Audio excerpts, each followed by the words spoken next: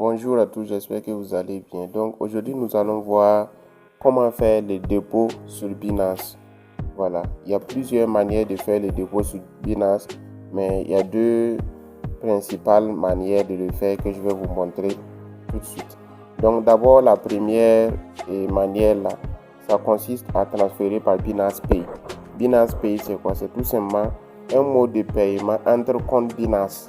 Voilà, ça veut dire que si la personne à qui vous voulez transférer ou bien la personne qui veut vous transférer les cryptos a un compte Binance et que vous allez faire la transaction entre vos comptes Binance là, il y a un moyen de transfert qui vous permet de payer 0 frais. Ça veut dire que vous faites la transaction et la personne qui envoie va envoyer par exemple $10 et la personne qui va recevoir reçoit exactement les $10. On ne coupe pas de frais au fait. Voilà. Donc pour ce faire, je vais vous montrer comment ça se fait le dépôt. Donc d'abord vous regardez carrément en bas. Ok. Vous regardez en bas là. En bas à droite, vous voyez actif. Vous cliquez sur actif. Ok. Là vous allez voir ajouter des fonds en couleur jaune. Ok. Là je vais cliquer sur ajouter des fonds. Et là maintenant je vais aller dans la partie où ils ont écrit et recevoir via Binance Pay. Vous voyez la troisième option, on a écrit recevoir via Pay. Donc, on dit recevoir des cryptos de la part d'autres utilisateurs de Binance. Voilà, donc je clique là-dessus. Ça veut dire pour faire cette transaction-là, on a besoin que celui qui envoie et celui qui reçoit aient tous des comptes Binance qu'ils vont utiliser pour faire la transaction. Vous comprenez? Bon, j'avais déjà ouvert pour voir comment ça allait se passer. C'est pour cela l'affichage est venu directement là. Sinon, quand vous allez ouvrir, vous allez voir qu'il y a un cadeau qu'on va vous permettre d'avoir pour ceux qui viennent de créer le compte. Voilà, c'est ça le Red Pack là. Je vais cliquer là-dessus pour que vous voyez un peu comment ça va s'afficher. Voilà, quand vous allez cliquer, vous allez voir que il y a un truc de ce genre qui va s'afficher. Vous cliquez pour recevoir tout simplement. Voilà, cliquez pour recevoir tout simplement votre Red Pack. Moi j'avais cliqué et j'ai quitté sans réclamer parce que je voulais reprendre la vidéo. Mais bon, en tout cas l'affichage va ressembler tout simplement à un truc de ce genre et vous allez cliquer tout simplement sur réclamer. Donc on continue la vidéo. Le Red Pack là c'est un cadeau qu'on vous donne. Voilà. Donc quand vous allez cliquer, vous allez recevoir. C'est à eux de vous dire c'est quelle quantité de crypto ou c'est quelle crypto-monnaie ils ont décidé de vous donner comme cadeau. Donc, si je viens au niveau de recevoir là, ici, je clique sur recevoir. Donc, ça veut dire qu'on peut passer par le scannage de QR code. Voilà, ça veut dire que la personne peut tout simplement scanner mon code QR là pour m'envoyer la crypto-monnaie en fait. Voilà. Une autre manière aussi de recevoir la crypto-monnaie par Binance Pay là. Vous partez tout simplement. Je fais le tour jusqu'à la première page. Ok. Vous partez en bas à gauche. Là, on a écrit accueil. Vous cliquez sur accueil. Et carrément en haut, à gauche, vous allez voir le logo de Binance. Là, cliquez là-dessus. Et là, vous allez voir l'identifiant de votre compte Binance. Ok. Vous vous rappelez que la dernière fois, on a fait la vérification KYC. Voilà, les résultats sont sortis. C'est pour cela ici, on a écrit vérifier. Ça veut dire que maintenant, ce compte-là peut utiliser Binance sans problème parce qu'il a fait le KYC qui consistait à vérifier sa pièce d'identité et son visage. S'ils n'ont pas écrit vérifier, peut-être ils vont écrire en cours ou bien peut-être ils vont vous dire de reprendre parce que vous avez fait des erreurs. Voilà, là. Peut-être ils vont écrire échec ou bien à reprendre. Et c'est à vous de prendre votre temps pour refaire un très bon KYC. Sinon, vous n'aurez pas accès à votre compte de façon totale. Donc, on continue avec l'explication. L'autre méthode pour recevoir de la crypto-monnaie par Binance Pay. Donc, je vais cliquer sur la flèche qui est là à droite. Là. Et là, je vais voir en premier lieu, ici, mon identifiant Binance. Si vous voyez à gauche ici, on a écrit ID. Ça veut dire l'identifiant. Voici mon identifiant Binance. Et là, à droite, il y a un petit dessin comme deux carreaux superposés qui montre que je peux cliquer là-dessus pour copier. Je vais cliquer, vous allez voir. Quand j'ai cliqué, vous avez vu qu'on a écrit copie réussie. Voilà. Ça veut dire que j'ai copié mon identifiant ID. Et l'identifiant que j'ai copié, je vais l'envoyer à mon ami qui veut me transférer de la crypto. Je peux l'envoyer par message sur WhatsApp. Et je lui dis tout simplement que c'est mon identifiant Binance. C'est mon Binance ID. Et quand il va copier ça, il peut m'envoyer la crypto-monnaie par ça. Tout comme aussi, je peux utiliser l'adresse mail. Voilà. Vous voyez l'adresse mail qui est en bas là. Voilà. Vous pouvez copier l'adresse mail aussi que vous avez utilisé pour créer votre compte là, pour envoyer la crypto par Binance Pay. S'il se trouve que le compte Binance aussi a été lié à un numéro de téléphone, également vous pouvez vous servir du numéro de téléphone pour pouvoir envoyer de la crypto-monnaie à votre ami ou bien recevoir de la crypto-monnaie de la part de votre ami qui utilise aussi Binance Pay. Donc ça c'est la première partie de la vidéo où je vous montre comment envoyer ou recevoir de la crypto-monnaie par Binance Pay. Voilà. Maintenant je vous montre comment recevoir de la crypto-monnaie par transfert de blockchain. Qu'est-ce que j'appelle transfert de blockchain? Ça veut dire que là, les deux utilisateurs n'utilisent pas forcément Binance. Peut-être l'autre utilise OKX et vous utilisez Binance. Ou bien l'autre utilise par exemple Trust Wallet ou MetaMask. Peu importe. Ou bien il veut recevoir ça dans son compte, c'est-à-dire payer là. Voilà, pour faire ses transactions. Voilà. Je ne sais pas, peu importe. Et ça peut être un wallet, ça peut être un moyen, un paiement qu'il veut faire en ligne, peu importe ce qu'il veut faire. Du moment où il veut recevoir de la crypto-monnaie et que c'est hors Binance, voici ce que vous devrez faire. La première des étapes, vous allez d'abord aller en bas à droite, carrément en bas à droite, là où ils ont écrit actif. Vous cliquez sur actif. Quand vous allez cliquer sur actif, vous regardez en haut, là où ils ont écrit ajouter des fonds. Là, en couleur jaune, cliquez sur ajouter des fonds. Vous cliquez là-dessus. Donc, quand vous allez cliquer là-dessus, on va vous proposer plusieurs moyens de paiement. Mais vous partez carrément en bas, la toute dernière option là.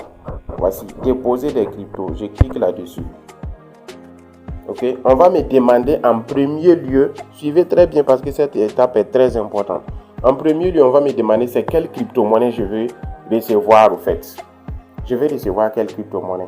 Il y a toute une multitude de crypto-monnaies, mais il faut savoir que ce n'est pas toutes les crypto-monnaies qui existent dans le monde qui sont sur Binance. Donc vous devrez vous renseigner, voir est-ce que la crypto-monnaie qu'on veut vous envoyer là existe sur Binance ou pas. Dans le cas où ça n'existe pas sur Binance, ne faites pas l'erreur de copier une quelconque adresse envoyée parce que vous allez perdre votre argent. Vous comprenez? Donc la première des étapes, c'est de savoir d'abord c'est quelle crypto-monnaie on doit m'envoyer. Et faites attention parce qu'il y a des crypto-monnaies qui ont des noms qui se ressemblent mais qui ne sont pas les mêmes. Vous imaginez par exemple cette crypto-monnaie là, voici, BOM. La personne veut vous envoyer par exemple des banques et vous trompez, allez copier l'adresse de BOM. C'est fini pour vous, vous n'allez pas recevoir vos crypto-monnaies, ça serait une perte pour vous de fait. Donc, il faut être très attentif. D'abord, vous devrez identifier c'est quelle crypto-monnaie vous voulez recevoir. Ça peut être des dollars USDT. Voilà. Donc, si c'est des USDT, voici USDT qui est en même temps à côté. Vous voyez, on a écrit ici USDT, Tether US.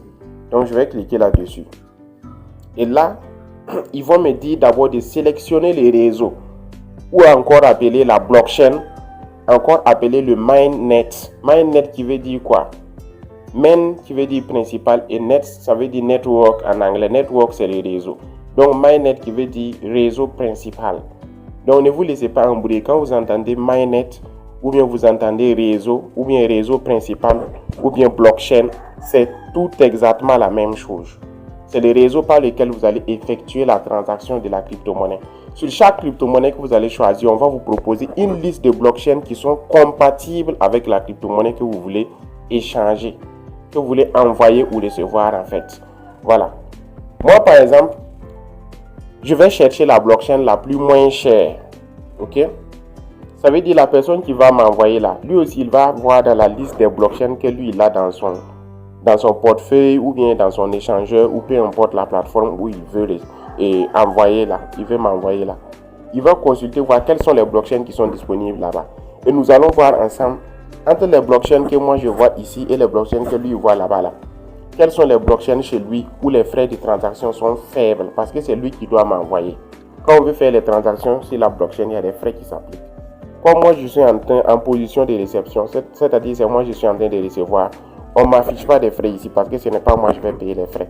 Mais chez lui, quand il va voir la liste des blockchains, il va voir des estimations.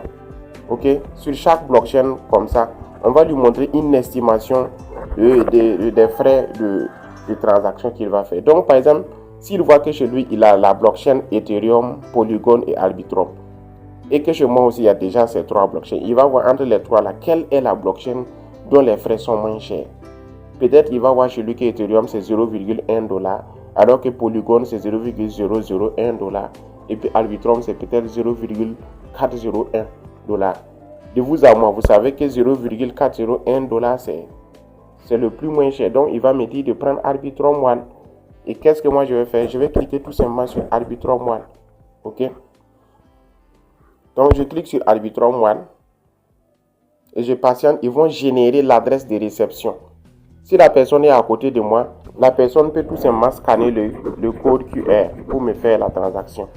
Mais si la personne n'est pas à côté de moi, je peux faire capture d'écran du code QR, l'envoyer s'il a 2 téléphones et il va utiliser le premier téléphone pour scanner le QR dans son deuxième téléphone. Dans le cas contraire, la manière la plus simple là, c'est qu'il se sert de l'adresse de dépôt.